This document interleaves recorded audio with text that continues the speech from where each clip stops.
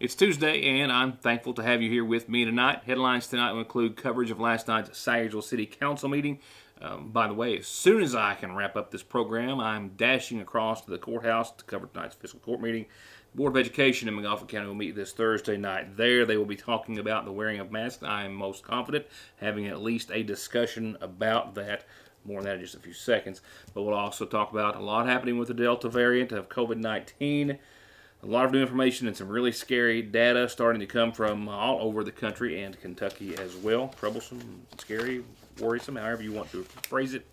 A two-car crash this morning and a host of other headlines going back to, as I referenced, McGoffin County Schools and their meeting this Thursday, which I suspect will at least draw up the discussion of the wearing of masks. That has, of course, that will be a discussion that is following right now the Kentucky Education Commissioner's message yesterday to all school superintendents who are, of course, school out right now. But there are some still of the big yellow buses running, and if they are, for the time being, and until further notice, they will require masks, as it has been determined by the CDC that we should all be wearing them on public transportation.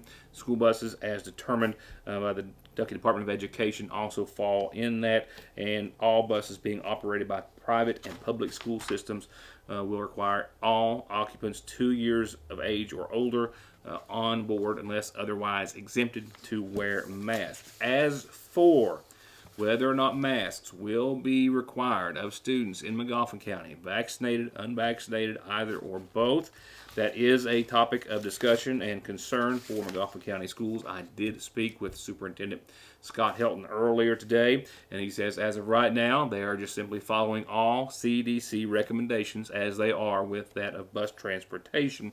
And he right now foresees making some sort of a final decision around or during the first week of August. They're going to wait until then to continue to gather data, continue to see what trends take place. But that is what they are expecting right now as they are just monitoring the situation. Some school districts are already going out and saying that they will be wearing. Many others, however, are just waiting to see what transpires between now and the time when school gets a bit closer. So I suspect we'll have more for that on that for you after this Thursday's McGoffin County Board of Education meeting. The Sayersville City Council met last night, a meeting of around 30 to 45 minutes or so. I'll pick out two topics of discussion from within. One, the setting of the vehicle tax rates, and the other, I consider some big news as the return of our holiday is just around the corner. Before the council was the decision to be made in setting vehicle tax rates for the city of Sayersville, which they left at the existing rate, as it has been for now really an unknown number of years, at 30 cents per every $100 of valuation. But the really big news that came out of the meeting last night, in my opinion, as Mayor Shepard alluded to here on the show several days ago, when he at that time was hopeful that the Heritage Day event, celebration, might go back to our traditional Founders Day.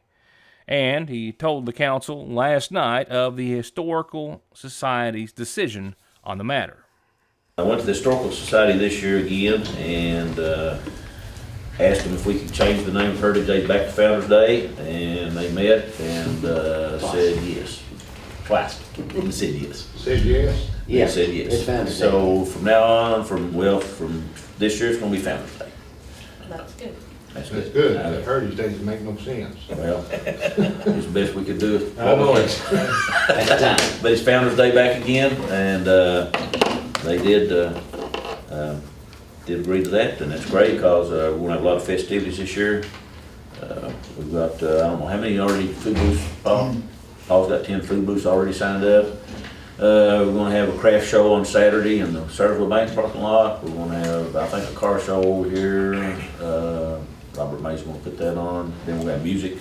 And I've talked with Judge Worman, and we're trying to rig up some money and do fireworks for Founders Day. That'd be nice. We're going to ask some of the businesses if they would help sponsor that, and then try to make up the rest. So more to come on Founders Day. Some of us have, kept calling it Founders Day. Some of us have caught ourselves calling it Founders Day and changed it begrudgingly, but doesn't matter. It's Founders Day again. And here's what I know at this time, and we'll have more to find out later, but they are going to go back and recognize the first 2 families who were honored, when it all began many, many years ago. I think it's about time we do a little history lesson on the beginning of Founders Day, too, for all of us, myself included. But the Adams family and the Prater family to be referred to and honored this year, as they were the 2 of the first families to have been so. But the pet shows coming back, of course, the pageants and fireworks. I think that's a really great addition. The theme this year, Heroes Work Here. Heroes who worked in any capacity, who had to work through the worst of the pandemic, whether it was in the medical field, goods, services, what have you. Those folks who helped us get our groceries when we were all so scared to death to do so. Anyone and everyone, they are all the heroes to be recognized. And all those businesses, and all businesses in general, being asked to make or come up with some sort of a float for this Founders Day parade. Like I said, more to come, but glad to hear it. Several of my viewers were traveling the Mountain Parkway yesterday and sent me some very interesting video, which has, as I understand, made its way around the internet today, rightfully so. Some of our viewers, though, seeing the most unusual of sights, what appeared to be a very unusual traffic stop at first. Indeed it was, and it's an airplane on the side of the road. No injuries were sustained, a safe, albeit emergency landing, no vehicles involved, no injuries. I mean, this is as good of a scenario as you could hope for. Newer looking aircraft, so I'm not sure what kind of mechanical issues or failure it may have had. Well, I know that the pilot, or I believe the pilot was a young man in his late 20s who was forced to make an emergency landing right there near the Quillen Chapel Road exit, right there in Wolfe County, where it starts to come down to the slower 4-lane and then ultimately the 2-lane of the Mountain Parkway. But wow, what a sight to behold, and what a story that no one was injured. EMS, state police, and other law enforcement officers doing a great job of keeping traffic away from the stalled aircraft, which was removed fairly soon thereafter. Thanks to Scar Gasparic for sending that in. It's back. Boy, oh boy, is it back. The 17th annual Magoffin County Community Day is set for Saturday, August the 21st, 10 a.m. in the Ramey Park in Sagersville, where a $10 ticket gets you in to see music all day. From Rhonda Vincent and the Rage, Ralph Stanley II and the Clinch Mountain Boys, Hammertown, Lenny Centers and Centerline, Caleb Doherty Band, Black Powder Express, True Gospel Echoes, the Project Echo Kids, and more. And that $10 ticket also gets you entered to win a car. All the food, fun, games, and prizes you've come to love at the 17th annual Magoffin County Community Day. Remember, $10 gets you in and a chance to win, and kids 12 and under get in free. Call the pros. All Pro Gutter Works specializes in seamless gutters, vinyl siding, metal roofing, replacement doors and windows, remodeling or adding on to your home with free and fair estimates backed by decades of happy and return customers with guaranteed satisfaction and 18 months 0% financing. All Pro Gutter Works. 349-9999. It's time to play the Lee's Famous Recipe Daily Lunch Special Game, where behind curtain number 1, we have our super tasty country fried steak sandwich. And behind curtain number 2, our famous chicken sandwich with lettuce, pickle, and mayo. And you can get either one of those on a bun or a biscuit. But wait, behind curtain number 3, our extra famous footlong with homemade chili. And all 3 come served with our famous hand-dipped potato wedges and a drink. Monday through Friday for lunch from 11 to 2 for just $5 plus tax. You're a winner either way you go at your Sagersville Lee's Famous Recipe. Parkway Pharmacy, as always, promises the quickest service with the very best care and prices, and to always have someone there to talk to when you have a question. With 3 pharmacists, curbside, drive-through, and call-ahead service. Parkway Pharmacy in Sagersville, 349-4400. Where you can always talk to a pharmacist when you need one.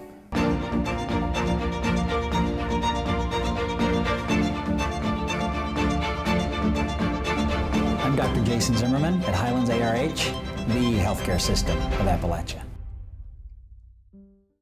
A two-car crash happened this morning on Route 7. My last information indicated that both drivers were being assessed on scene and had not been taken to the hospital at the time these images were taken. This was the scene of what could have been a much more serious injury accident. That passenger car there was traveling northbound, as I understand, and another vehicle, I believe, was either pulling into or exiting the driveway there next to or going to Sager Body Shop when the two cars may have collided. That was still uncertain as for the information that I had, but what was most definitely certain was that the car collided with a utility pole, and that was the most serious part of the accident. Yeah, you can see the force there, breaking the utility pole. And again, a female driver, I believe, in the passenger car, male driver of the pickup truck that was involved. And from what I understood at the scene, no one had been taken to the hospital as of yet. And if there was to be, it would have been for what was fortunately non-life-threatening injuries. The McGoffin County Sheriff's Department was working the accident. Now on to COVID-19. Yesterday, as I told you, Governor Beshear recommending that anyone in Kentucky who is not vaccinated should wear a mask while indoors anywhere but their home, essentially. The other recommendations from the governor's desk also were the same for any Kentuckian who is at a higher risk due to any pre-existing health conditions, essentially wearing a mask in any indoor setting with the exception of your own home. The governor also recommending that Kentuckians who work in areas that you are exposed to the public, even if you are vaccinated, to again go back to wearing a mask, and that all unvaccinated Kentuckians get vaccinated immediately. All of this in response, of course, to increasing numbers, which are nearly exponentially increasing, of the Delta variant. The Delta variant has taken the nation, as it was expected to do, by storm. Here in Kentucky, 34 cluster events of COVID-19 have been recorded since the end of May, resulting in about 350 cases in the state. But that has been dwarfed by numbers in just the past couple of days, from what I can tell. There actually was one cluster, as I reported to you here in McGoffin County, reported yesterday by the McGoffin County Health Department. A cluster considered any number of 5 or more cases coming from one area, one gathering, one business, one church, what have you. 8 cases in county from a local church. 3 McGoffin Countyans currently hospitalized, 2 from those 8 COVID-19 cases. And those numbers we do not have for today for McGoffin County. We will get an update tomorrow. Meanwhile, as for the Delta variant, it now accounts for 83% of all new COVID cases in the United States. And that is a dramatic increase from just 14 days ago. It's actually about a 35% increase from just 2 weeks ago. And CDC Director Rochelle Walensky also said that 99.5% of all COVID-related deaths in the country over the past few months have been among unvaccinated Americans. But all the data says that's about to change. Up until the 1st of July, it was 90% or better of the COVID cases were in unvaccinated individuals. However, with this new Delta variant and its intensity in the past 2 weeks, 25% of the cases are in vaccinated individuals, which shows it is just that much worse of a variant or mutation. Hotspots right now include Missouri, Arkansas, Florida. Florida now leads the United States in COVID cases. Florida right now, of course, probably the most popular or most traveled state on certainly the East Coast. And to take a look at some of our neighboring states and others on this most recent interactive map, Pennsylvania, they're averaging 338 cases a day right now. Ohio, 414. West Virginia, 54 cases. Virginia, 278 cases. We here in Kentucky right now, 342 cases a day. That's about 8 people per 100,000. Indiana, 367 cases a day. Let's go on over and check out some of the more red states. Illinois there, 492, but Missouri, 2,220. That's 37 people per 100,000. Coming on down to Arkansas, 807. That's 28 per 100,000 based on their population. Our neighbors to the south, Tennessee, 482 cases a day right now on average. Mississippi, 322. Alabama, 751. Georgia, 466. and Florida leading the U.S., as I said, 5,381 cases a day. Some other interesting statistics. A recent poll shows that 29%, this is about 2,000 people surveyed, showed that 29% of those people surveyed believed the virus is more dangerous than the vaccines. And 37% of those people believe the vaccines pose more of a risk. And here's some startling data for you. It's been over a year now since the pandemic began. And in that year, almost 120,000 children in the nation have lost their parent or primary caregiver due to COVID. About 140,000 kids have lost a primary or secondary caregiver, a parent or secondary caregiver, which is quite often a grandparent who lives in the household and helps take care of their children, as is very common as of the past few years. That's from the Centers for Disease Control and Prevention, who says that about 609,000 people have died altogether here in the United States from COVID-19, and about 5.5 million family members have grieved the loss of a loved one due to COVID-19. Local data tomorrow, but for now, let's go to this evening's community calendar, brought to you, of course, by our friends at McGoffin Farm Bureau. First up, from the Sayersville Waterworks, a boil water advisory has been issued. This is for all residents who live from the mouth of Mine Fork all the way up 40 to the county line. Those customers need to boil your drinking and cooking water for at least 3 minutes until further notice. I'll try to get an update on the break or whatever has caused this and any other details I can for you on tomorrow's program, but a boil water advisory in effect for those folks. And Vacation Bible School is coming up at the Sayersville First Baptist Church August the 2nd, 3rd, 4th, and 5th, 5:40 to 8 nightly, and it's going to be about Destination Dig, unearthing the truth about Jesus. They hope, kids, that you'll join them. 349-6276 is the number to call if you have any questions or might need some transportation. Call me when you've got a calendar announcement or any other information you need on our calendar, like birthdays and anniversaries, which we love to, of course, tell everyone about. From there, we had only incomplete services last night, but now services have been set officially, as I understand, for Molly Fletcher Combs, who at the age of 72 passed away on Monday at her home on Little Road in Royalton, the daughter of the late Robert and Dorothy Salyer Fletcher, her husband Jonas Combs, brothers Dallas, Jimmy, Norman Buford, and sisters Ruby Mae, Elsie Arnott, Beverly Fletcher, Ethel Lawrence, Teresa Whitaker, Mandy Love, and Barbara Smith preceded her in death. She is survived by her son Stephen Ray Combs, daughters Kimberly Combs and Buffy Combs, and her brother Rick, 5 grandkids and 3 great-grandchildren. Services are going to be held Thursday at 1 from the chapel of the Sayersville Funeral Home, and friends can call on the funeral home after 5 o'clock tomorrow for visitation. Right now, at Speedy's in Sayersville, you can save enough cash on a carton of cigarettes to get gas or even something to eat at JJ's Burgers and Beer inside with $10 off of every carton of Marlboros. And right now, they've got $6 off cartons of Eagles and $3 off every carton of Sonomas and LDs. Stop, shop, and save right now at Speedy's in Sayersville.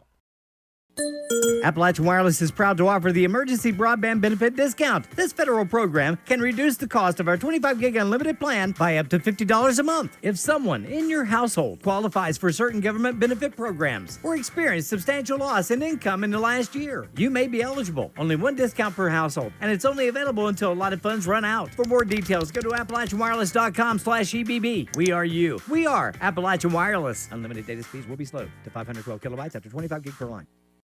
Just click on ConleyTire.net and you can shop for tires, find out more about services, brands, wheels, rims, their free coffee, free Wi-Fi, and free local shuttle service, and of course the latest and greatest current offers and specials, like how right now you can get up to $150 back on a set of Goodyears. That's ConleyTire.net, or you can always stop by in Staffordsville or give them a call at 297-2424. Welcome to East Kentucky's premier vape and CBD shop, offering all natural tobacco alternatives and everything vape and smoke shop related. Everything you're looking for and everything you're not. Best quality, best prices, best service. Come to Appalachian Smoke Shop for all your tobacco alternatives and accessories, as well as products like CBD, kratom, and legal THC that people are telling us they're using to treat pain, anxiety, depression, difficulty sleeping, and lack of energy, as well as just for overall wellness. Make it your one stop, Appalachian Smoke Shop. There's no missing that this is the new McFarland and Tinker Law Office location on the Mountain Parkway in the former Farm Bureau building in Sagersville, just like there's no denying that their nearly 60 years of legal experience has won their clients millions and millions of dollars in disability, auto accident, and wrongful death cases. It's where your case matters to you and to us. McFarland and Tinker, also Griffey approved. And I've got to rush out the door immediately following this forecast, the McGoffin County Fiscal Court meeting just across the way, and another special story, some good news to share with you, also happening at 6 o'clock in just a few moments here in McGoffin County. So tune in and check that out on tomorrow's program, which, of course, will follow tonight's, which ends with this forecast where we're still looking at some really nice conditions. Temperature and humidity levels both on the increase. Still, the good news is still a drier pattern in store for days. There are some shower chances dotting throughout your forecast, but all in all, a much improved outlook. We've had enough rain for a little while, a smidge. Tonight, 61 degrees, partly cloudy skies, and look for a little widespread haze out there this evening that will continue into your morning. That's part of summer, dealing with it, but haze out there tonight and tomorrow, and mid-80s is what we should see afterwards tomorrow under sunny skies for your Wednesday. Midweek, mid-80s. Short and sweet. Mostly clear tomorrow night, a low of 59. We're going to see nighttime temperatures stay in the upper 50s, low 60s instead of the mid and upper 60s, which is nicer at least. While Thursday, we're still in the mid-80 range at 84 degrees. Dry still, clear still, upper 50s still for nighttime lows. So really nice weather ahead, pretty much like today. Just perhaps fewer clouds. Friday, we'll see sunny skies and mid-80s still. With that, we'll have to count in about a 10% chance of some showers and storms into your afternoon on Friday, but still 85 and sunny. And we will see shower chances bump up just a bit thereafter, but it's not dramatic, and no big storm in the forecast as of right now, or big weather makers, but going back to at least a chance of showers and storms to the tune of 20% Saturday. You'll notice that heat and humidity will be on the increase, so we'll have to kind of watch the storm chances, certainly Sunday and into your Monday, as they get a little more heavy at 40% Sunday and 50% Monday, then weighing back down to 30 on your Tuesday. But definitely the latter half of, well, actually all of your weekend and the first of next week will go from the mid-80s to the upper 80s with a lot of sunshine, and we'll start to see humidity increase as well. Thanks for watching, everyone, and good night again.